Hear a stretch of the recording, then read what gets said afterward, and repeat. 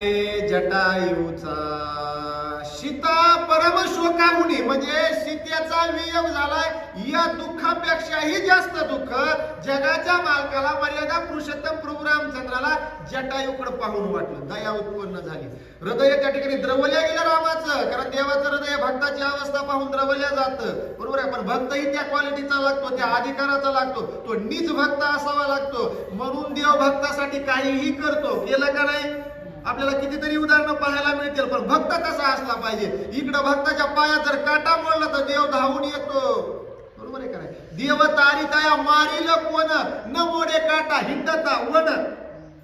देवाचा ज्याच्यावर कृपा आशीर्वाद आहे त्या भक्ताला काही होऊ शकत नाही. तसं हे जटायूचं ऐकल्याबरोबर सीतेच्या विरहाचं दुःख प्रभू रामचंद्र विसरून गेले. म्हणले अरे अरे काय जटायूनं पराक्रम केला, काय याची दयनीय अवस्था झाली. सर्व शरीर रक्तबंबाळ झाले. शेवटच्या क्षणापासून आदिमाया शक्तीला जगन्मातेला सोडवण्याचा प्रयत्न जटायू पक्षानं केला बरं का.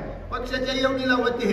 कुळ फार मोठं श्रेष्ठ होतं पण यांचं, बरोबर आहे का नाही? ते कश्यप कुळातले येतं यांचं मूळ जर पाहिलं तर. पण कार्य पंच केलं देवाच्या पत्नीला सोडवण्याकरता आपला देह अर्पण केला. म्हणून भगवंताला दया आली. काय झालं?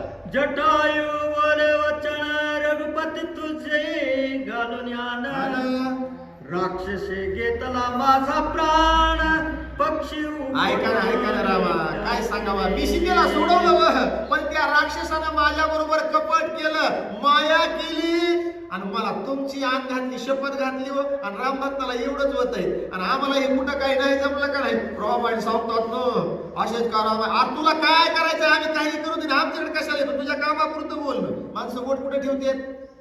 आणि खरंच आहे महाराज तसं.